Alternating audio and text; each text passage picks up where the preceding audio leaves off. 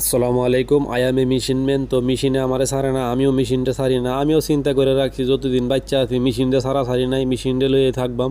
কারণ মেশিন চালাইলে মনে করেন টেহা ইয়ে রিয়াল আইয়ে। তো এই টেহা মনে করেন দেশে ভাড়াইলে সবাই খাওয়ান দাওয়ান করতে পারে আরামসে।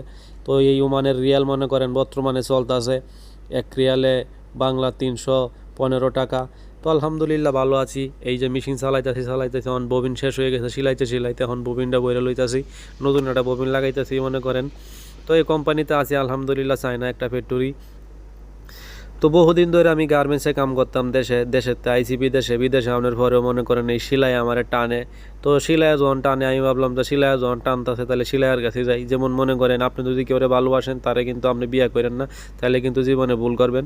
তেমন যদি আপনারা কেউ ভালোবাসে তারে আপনি বিয়ে করবেন, তাহলে জীবনে সুখ শান্তিতে থাকতে পারবেন। এরকম মেশিন আমার যেহেতু টানতেছে আমিও মেশিনের কাছে আয়া পড়ছি।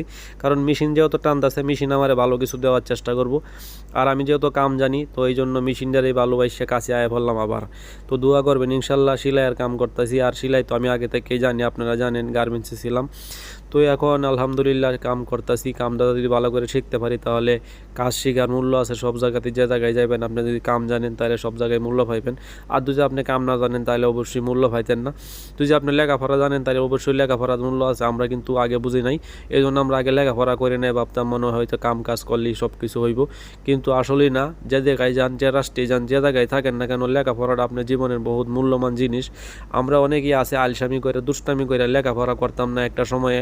আমরা শুধু এদিক ওইদিক ঘুরে বেড়াইতাম, লেখাপড়া না কইরা জীবনে অনেক বড় ভুল করছে। এই জন্য মানুষের কাছে গেলে কামলা দিয়ে খাই। লেখাপড়া কইরাও যদি আপনি কামলা দিয়ে খান অবশ্যই আপনার একটা আলাদা মূল্য থাকবো, কিন্তু লেখাপড়া ছাড়া মূর্খের কোনো মূল্য নাই গিয়ে, আমি যেটা বুঝি। কারণ আমি নিজে একটা মূর্খ, এই জন্য আমি নিজেরটা নিজেই কইলাম। এই জন্য ইনশাল্লাহ আপনারা যে যে কামই করেন না কেন অবশ্যই লেখাপড়াটা আগে প্রাধান্য দিবেন। লেখাপড়ার উপরে কোনো কিছু নাই, এই জন্য আপনারা অবশ্যই লেখাপড়া করবেন। আপনার সন্তানদেরকে অবশ্যই ভালো শিক্ষা দিবেন, ভালো মাদ্রাসার লাইনে পড়ান, যে লাইনে পড়ান ভালো একটা সন্তান জানি বানাইতে পারেন। এই জন্য সকলের কাছে অনুরোধ থাকবে পোলাপানদের লেখাপড়া শিখাবেন। ভালো থাকবেন আর আমার জন্য দোয়া করবেন ইনশাল্লাহ। আসসালামু আলাইকুম ওয়া রাহমাতুল্লাহ।